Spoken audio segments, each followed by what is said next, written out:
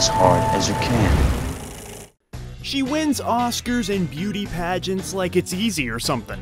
But her beautifulness is only matched and surpassed by her talent, delivering powerful, heart-wrenching performances that pull the tears straight out of my face, while also doing lots of films that make us laugh, and showing us that she can kick some serious ass. Halle Berry is one of a kind. Aspiring actresses from all around the world would do unimaginable, horrific things just to be close to her level. But it wasn't easy for Miss Halle Berry. She fought hard and is still fighting hard to this day. No, not every film she makes is, well, you know, good. In fact, you can see quite a few stinkers when you're scrolling through her IMDb. But have these stinking stinkers slowed her down any bit? Have they cat-scratched her legacy? I just have so many questions. Like, you know, what is she up to?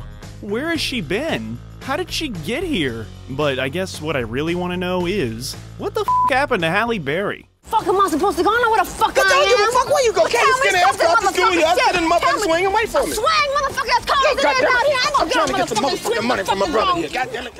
Before we begin, please like, share, and subscribe, and make sure you click that notification bell to get those notifications on future content. Thanks for watching, and enjoy the show.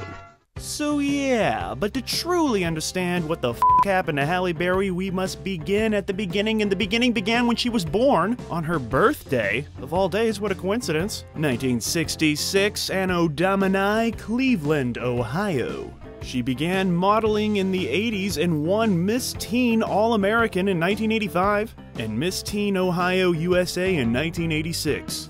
Which led to being named first runner-up in 1986's Miss USA contest. Her interview for the contest was awarded the highest score by the judges, and she spoke of wanting to become an entertainer or having something to do in the world of media. Miss Ohio! So yeah, staying true to her speech, Berry followed up her successful modeling career by moving to New York City to pursue acting. So that's what you do, apparently. Where she had a crash course in just how hard this business can be. And she quickly ran out of money and briefly lived in a homeless shelter. And yes, many people, when they reach that point, would probably give up on their silly little acting dream, but no, not Halle Berry. Not having a home or money wasn't gonna stop her. So yeah, this homeless beauty queen fought harder, never giving up on her true passion. And as we all know, that hard work eventually paid off, and her first step to success was a role in the Who's the Boss spin-off, Living Dolls, which received horrible reviews and was canceled after 12 episodes. So after that show was canceled, she moved to Los Angeles. That's what you do, apparently, where she was featured in many small roles in shows like A Different World, Season 4, Episode 15, and They Came from Outer Space, Season 1, Episode 16. Her first big screen role came by way of a Spike Lee joint, and you would think that a beautiful young girl like Halle Berry would be cast for her looks at this point in her career. But no, Spike Lee saw what she could truly be and cast her as a dirty drug addict in the film Jungle Fever.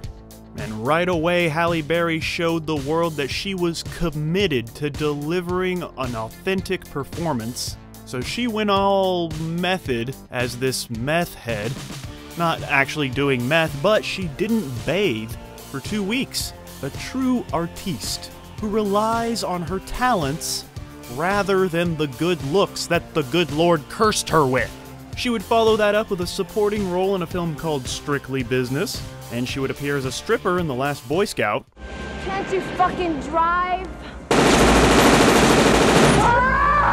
Then she would star alongside Eddie Murphy in a film called Boomerang in 1992. And after seeing Halle Berry's audition, Eddie Murphy was so impressed that he refused to see any other actresses. He was like, she's the one, hire her, now. Boomerang would make a strong $131 million, and many consider this to be an underrated classic. Berry's next film would be an underperforming Patrick Swayze film called Fatherhood. At the box office, this one opened at number 15. Halle Berry would finish the year 1993 by appearing in what has come to be known as one of the best football films to be ever made, ever, in all of the history of all time of football and film. It's called The Program. And I actually can remember the first time I saw Halle Berry. It was in 1994, in a movie theater, watching The Flintstones. Yabba dabba doo. She plays Secretary Miss Sharon Stone. Sharon Stone. I get it now. And of course, The Flintstones is not a great film, but you know, us 90s kids, we still kind of love it, so f*** off. 1995 would see Halle Berry star alongside Jessica Lange in Losing Isaiah, playing a crack-addicted woman. But this one only made $7.6 million off a $17 million budget. But, you know, $7.6 million? You can still buy a lot of crack with that. In 1996, we would see her jump back into action, alongside Kurt Russell and Steven Seagal in Executive Decision. This right here is a pretty solid action flick, and it does exactly what it needs to do. It delivers the goods. And Halle Berry would receive a prestigious Blockbuster Entertainment Award nomination for Favorite Actress in an Adventure/Drama. Way to go.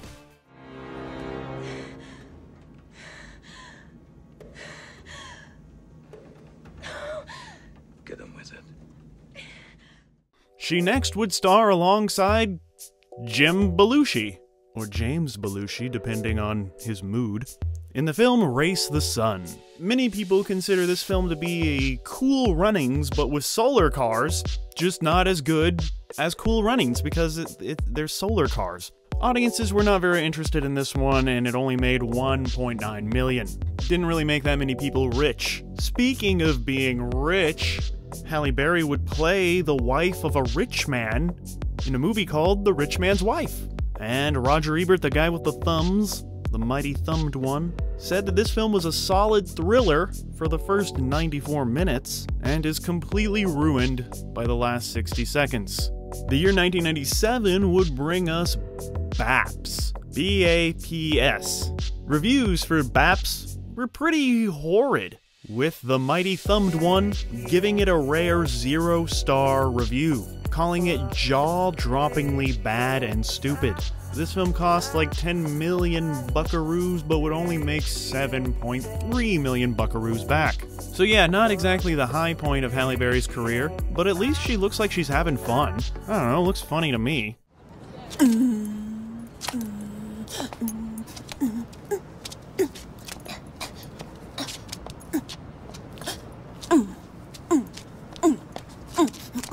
In 1998, we would see Halle Berry star alongside Warren Beatty in the film Bulworth, about a politician trying to avoid being assassinated while also getting his groove back. Bulworth was praised for its depiction of race, poverty, and the corrupt hypocrisy of our political system. And it would receive an Oscar nomination for Best Original Screenplay, and Halle Berry would get an NAACP Image Award nomination for Outstanding Actress. However, the film, which cost $30 million, would make less than $1 million at the box office.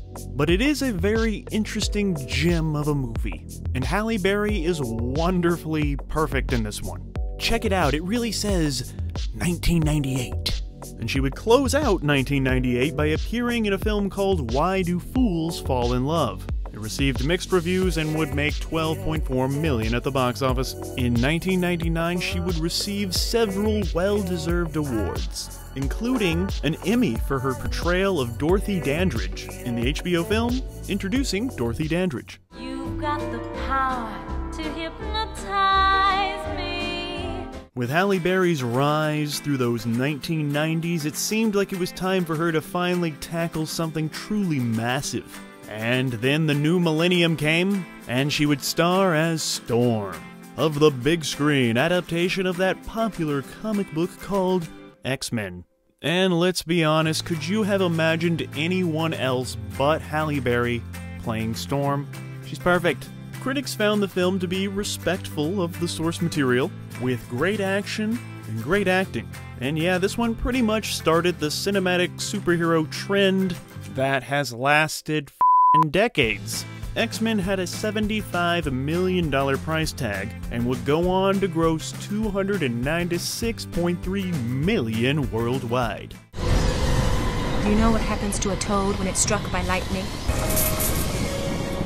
The same thing that happens to everything else.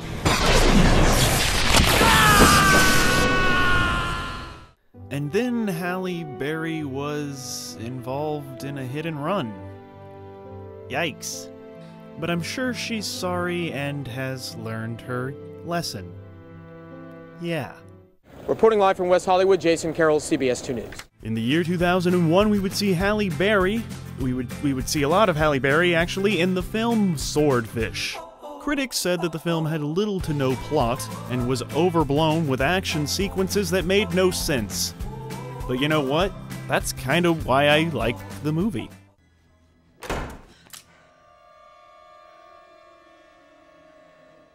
Then later that year, in the year 2001, she starred in perhaps the biggest film of her entire career, Monsters Ball, playing the wife of a convicted murderer, Puff Daddy, who's struggling to raise her son, while falling in love with Billy Bob Thornton, who happens to be the executioner guy. Critical response to the film was very strong across the board, with every single person in the world praising Halle Berry's performance, calling it the best of the year and the best of her career. And, you know, one of the best of all time, actually. Like, you knew right away that you were watching a master class of acting and how to honestly and powerfully and truthfully deliver tragedy to the screen.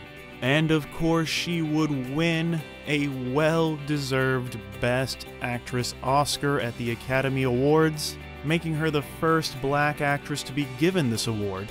And yeah, she was an absolute shoo-in that award season. It was just like, yeah, Halle Berry. This is the year of Halle Berry. No other actress should have even made a movie that year.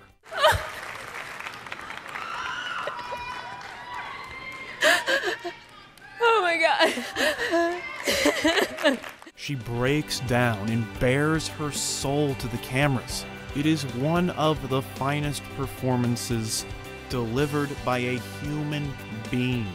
You feel her pain, it jumps off of the screen, and it buries itself deep inside your heart, breaking it, shattering it into a million pieces.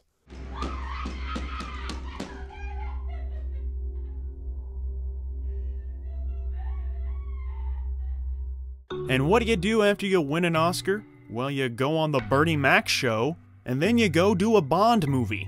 Yes, that's right, Halle Berry would become a Bond girl alongside Pierce Brosnan in Die Another Day. Who sent you? Your mama. And she told me to tell you she's really disappointed in you. And yeah, as you know, it's one of the worst James Bond movies ever. But some people appreciate this as a throwback to the old school Bond films, while updating the action for modern times. Modern for the year 2002, but I think they're just making excuses. But yeah, what do I know? Audiences seemed fine with this one. They went to go see it at least, and it made nearly $500 million. But yeah, it's horrible. It's stupid. Come on. I told you I was a jinx.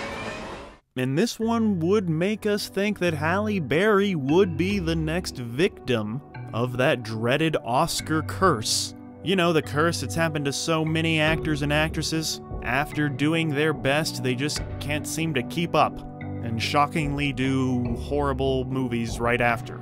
This dreaded curse has taken down such greats as Cuba Gooding Jr., Sandra Bullock, Adrian Brody, and many more. But would it take down Halle Berry? Let's find out. In 2003, Halle Berry would mess with the weather some more, would change the climate, reprising her role as Storm in the film X2, X-Men United. Halle Berry actually, at the last minute, dropped out of the film Geely to reprise her role as Storm. So yeah, it could have been much worse for Halle Berry. The critical consensus of X2 was overwhelmingly positive, with many people calling it one of the best comic book films of all time. It would go down to make 408 million buckaroos. And yeah, of course, what can you say? She does a great Storm. Halle Berry would finish 2003 by starring in a spooky ghost movie called Gothika. Critical response to the film was low, though, saying that Halle Berry was really great, but the film was not so great. And her wonderful performance could not save this not-so-great film. However, it did make a lot of money, and brought us a Limp Bizkit music video. Then came one of the most infamous bombs of all time, Catwoman. The film had been developed as far back as 1995, and was supposed to be directed by Tim Burton, starring Michelle Pfeiffer. After Warner Brothers canceled their Batman v Superman movie, they had a huge hole in their schedule. So they're just like, yeah, let's just throw a cat in that hole. And they decided to quickly produce a Catwoman movie. And they offered it up to Halle Berry because they had just canceled her Jinx movie, a James Bond spin-off film. Yeah, that's right, they tried to make a Jinx movie. But don't worry, instead of that, we got Catwoman. The film would be heavily criticized for its laughable action sequences. It just looks like a really bad music video. Many people downright hated this movie, with one reviewer saying that it's so bad that Halle Berry should give her Oscar back as a penalty. But she would go on to win the coveted Worst Actress at the Golden Raspberry Awards, the Razzies. And you know what? Halle Berry actually showed up to the ceremony with her Oscar in hand, proudly accepting her Razzie. You know what? That's actually kind of awesome. That's really awesome, actually. After voicing Cappy in the $206 million grossing animated film Robots, and getting an Emmy nomination for the TV movie Their Eyes Were Watching God, Halle Berry would again reprise her role as Storm in X-Men: The Last Stand. Halle Berry said that after X2, she would not return to the role unless the character was given more to do. And this led to Storm's storyline being beefed up a bit for this film. And it was reported that Halle Berry did not get along with the director of the previous X-Men films, Bryan Singer. And she would not return if Mr. Singer was involved. And after she found out that this guy was not returning to direct, it made it a lot easier for Halle Berry to jump back in the Storm. But X-Men: The Last Stand was absolutely slaughtered by the critics, who found that it lacked the depth of the previous films. However, audiences didn't really mind the lack of that depth, with $234 million grossed in North America and $449 million grossed worldwide. But yeah, it's like really bad. Then she did a movie called Perfect Stranger with Bruce Willis. It wasn't an outright bomb, but it wasn't successful either, considering the talent involved. Speaking of talent, she would finally get to show that she had some again in the film Things We Lost in the Fire. In 2007, she would play a grieving widow again, and this film would receive mostly universal praise, especially for the performances. Halle Berry once again proving that she still has what it takes to develop a proper dramatic performance. This acting monster could still ball. However, Things We Lost in the Fire didn't exactly make a lot of money. It actually lost money in the fire. Halle Berry then took a break from acting, and nobody heard from her for years. But she did get a star on the Walk of Fame in Hollywood during that time, so it's all good. And after her break from acting that lasted a couple years, Halle Berry would finally return in the film Frankie and Alice. It received mostly negative reviews, but Halle Berry earned universal praise for her amazing performance. So it wasn't that good of a movie, but it was a great performance, even resulting in a Golden Globe nomination, if you care about the Golden Globes.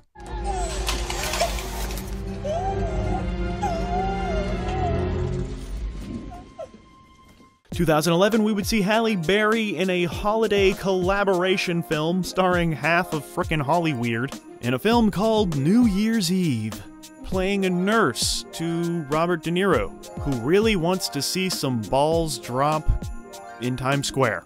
The film received negative reviews. A lot of people went to go see this movie with a lot of people in it. It made $142 million. What do you think? You look hot. In the year 2012, Halle Berry would star alongside her future ex-husband, Oliver Martinez, in Dark Tide. The movie is about sharks and courage running deep or something. That's what the tagline on the poster says. It received a rare 0% on those tomatoes that are rotten.com, and I always trust tomatoes. So it's like, oh my goodness, this Oscar winner, she's in movies that are at 0% and aren't making any money. Oh my goodness, she needs to do something big. She needs a big, big hit.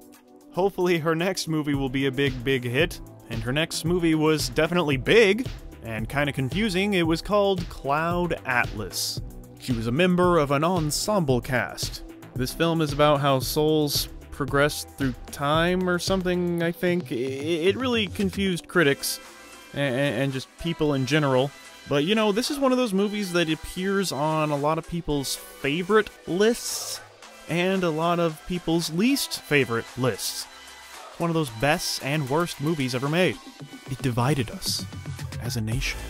But this huge, massive epic would be a huge, massive, epic bomb for Halle Berry. Yet another one.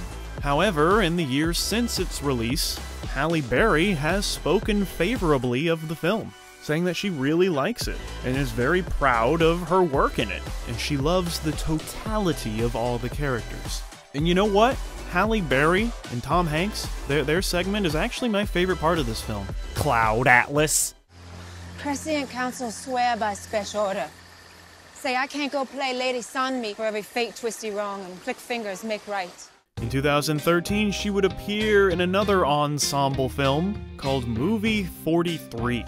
This movie has been called the Citizen Kane of awful, and is widely considered to be one of the worst of all time. Yet somehow it made $32 million at the box office. People like their horrible, stupid, silly, funny, gross things, I guess. I know I do. Are you circumcised? She would finish 2013 by starring in the film called The Call as a 911 operator. And this film would show the world that Halle Berry could still headline a movie and fill seats in the cinemas. It made a respectable $68.6 million, with critics once again praising Halle Berry's performance. And she would be nominated for both a BET Award and a Teen Choice Award. 2014, we would see Halle Berry reprise her role as Storm in the crossover film X-Men Days of Future Past. And this film has been called one of the best X-Men films, and I think I agree. And this X-Men film right here, it ranks as Halle Berry's highest grossing film to date, with a worldwide gross of 746 million buckaroos. Berry would then try her hand at the TV with a sci-fi series called Extant, and this was produced by Steven Spielberg, and it only lasted 2 seasons on CBS. In 2017, Halle Berry would produce and star in the thriller Kidnap. Critics found the film to be lackluster, with one person straight up calling it garbage. It would go on to make $34.8 million off a $21 million budget. Then we would see Halle Berry in the sequel to Kingsman, Kingsman: The Golden Circle, playing a person called Ginger Ale. This epic, intense sequel received mixed reviews, many not really appreciating the over-the-top violence. And yeah, this one didn't exactly live up to the charm of the first one. But people still went to go see it, making a hefty $411 million. And yeah, you know what? Halle Berry, she fits mighty well in the world of the Kingsman. Speaking of kings, she would do a movie called Kings next. This one about the Rodney King trial. Critics called the film a well-acted missed opportunity, and it didn't even make $1 million at the box office. My kids are here. Oh my God. Oh God. I've been looking all over for you. Then, in 2019, Halle Berry would have an epic comeback, returning to the big screen opposite Keanu Reeves in John Wick, Chapter 3, reminding the world that Halle Berry is still a badass. Sophia, you can't kill the bearer of your marker. I didn't kill you.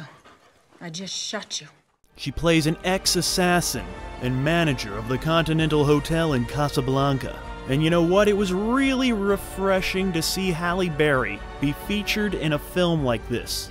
You can see that she's genuinely having a good time with this role, and is truly dedicated to delivering us the best performance she can in this John Wick movie. So yeah, it looks very fun, but that fun came with a price. Halle Berry actually broke 3 ribs while filming John Wick 3. And everyone pretty much enjoyed this third installment.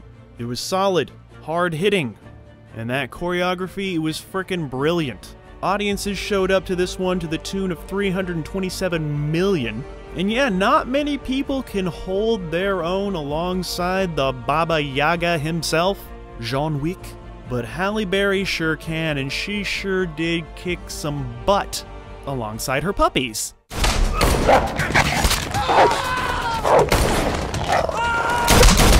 And now, after 30 years in the business, Halle Berry is finally stepping behind the camera to direct, produce, and star in the Netflix film Bruised, playing a disgraced MMA fighter, fighting for redemption. And I cannot wait to see how Halle Berry is as a director. And if you think that Halle Berry is done making those big budget, big ass action films, well, you're wrong, she's not done. We're actually just about to see her on the big screen again in the Roland Emmerich directed sci-fi action disaster Moonfall. It's a movie about the moon falling.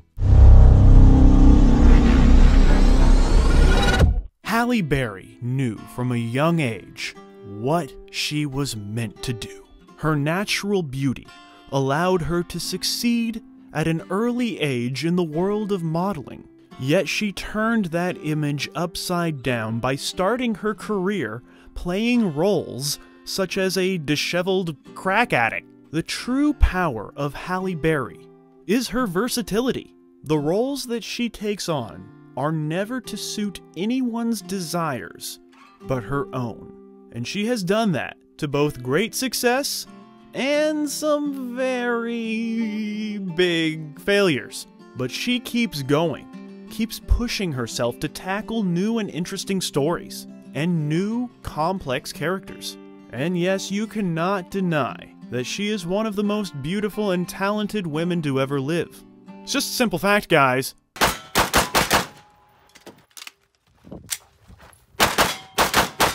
She broke new ground by becoming the first Black Best Actress winner, and continues to make films that people want to see in various genres. And with her new path behind the camera just getting started, I think we still have many more years of greatness to come from Miss Halle Berry.